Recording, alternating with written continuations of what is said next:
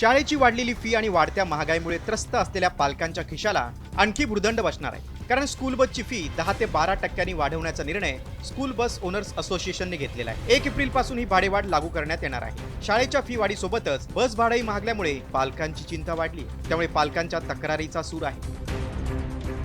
School buses 10 महिने चालतात, मात्र फी वर्षभराची घेतात. शाळा आणि वाहतूक शुल्क एकत्र घेतल्यानं आर्थिक ताण वाढत असल्याचं पालकांचं म्हणणं आहे. त्यामुळे शुल्क मासिक हप्त्यांमध्ये विभागण्यात यावं अशी मागणी पालकांची आहे. नवीन बस खरेदीसाठी खर्च वाढल्याचं बस मालकांचं म्हणणं आहे.